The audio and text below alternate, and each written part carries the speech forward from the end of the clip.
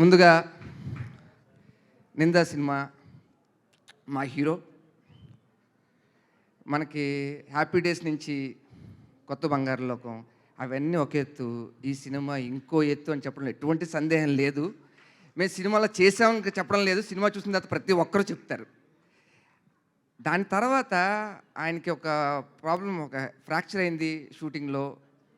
As a ఫిజియోథెరపిస్ట్గా నాకు తెలుసు అది ఎంత ప్రాబ్లం. అది మేము జనరల్గా అటువంటి టైంలో రెస్ట్ తీసుకోమని చెప్తాం, కానీ వరుణ్ బ్రో అవన్నీ కాకుండా ఒక చిన్న సినిమా చేస్తున్నప్పుడు దాంట్లో వచ్చే లోటుపాట్లు తెలిసిన వ్యక్తిగా కాదండి షూట్ చేద్దామని చెప్పేసి అదే స్టిక్తో వచ్చి చేస్తుంటే మా అందరికి చాలా పెయిన్ వేసేది. ఒక టైంలో ఐస్ ప్యాక్ పెట్టుకుని చేయడం అని చూస్తుంటే రియల్లీ డెడికేషన్కి we all very proud of you. ఇవంతా నిందా రిలీజ్ అయిన తర్వాత, సక్సెస్ అయిన తర్వాత మీరు ఫీల్ అవుతారు. మీరు మా డైరెక్టర్ గారి గురించి చెప్పాలి. మన జీవితంలో మనందరం ఒక పని చేస్తూ ఉంటాం, కానీ మన మనసు ఆ పనిలో ఉండదు, ఇంకెక్కడో ఉంటుంది. అలాగే ఒక వ్యక్తి రీసెంట్గా చరిత్రను తిరగరాశారు. అది ఏమన్నా మీకు తెలుసు? మీకు ఆయన ఎవరో కాదు, మన పవర్ స్టార్ పవన్ కళ్యాణ్ గారు. ఆయనకి సినిమా అంటే ఇష్టం లేదు, అయినా సినిమా చేస్తున్నారు.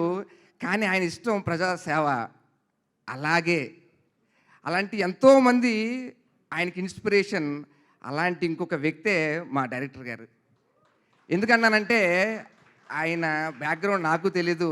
ఆయన వచ్చి కథ చెప్పినప్పుడు, ఆయన నాతో వచ్చి చెప్పినప్పుడు నేను బడ్డింగ్ ఇలాగండి డైరెక్టర్ అండి, ఫస్ట్ సినిమా అండి అని అన్నారు. కానీ ఆయన యుఎస్లో ఎంతోమంది తెల్లవాళ్ళకి ఆయన మేనేజర్. ఆయన అంత పెద్ద పొజిషన్లో ఉండి కూడా ఆయనకి అది సంతృప్తి ఇవ్వలే. సినిమా అంటే ప్రాణం. అక్కడి నుంచి ఇక్కడికి వచ్చి సినిమా చేశారు.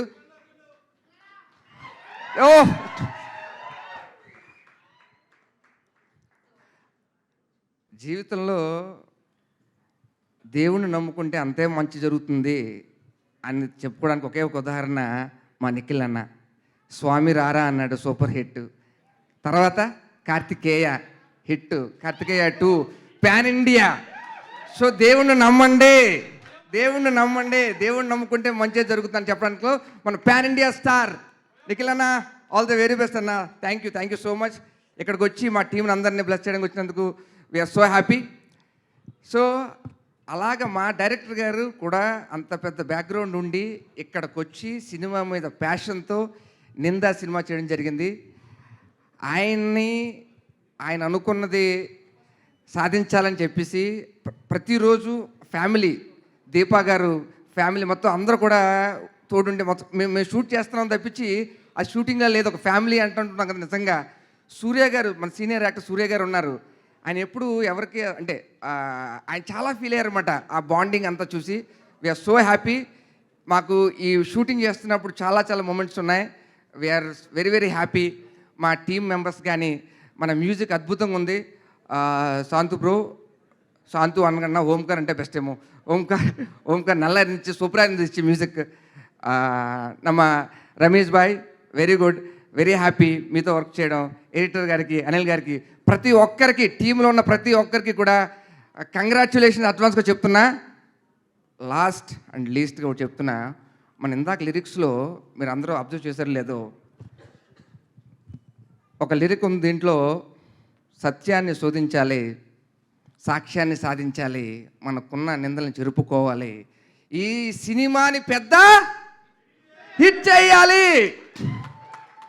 ఇంకొక మాట, నిందలు పడకుండా ఉండాలంటే ఏం చేయాలి అంటే, వినాయక వ్రతం చేసినప్పుడు సాయంకాలం నైట్ చంద్రుడిని చూడకుండా ఉంటే ఎటువంటి నిందలు పడవు. Thank you so much. Love you all. Love you. Thank you భద్రం గారు. Thank you so much.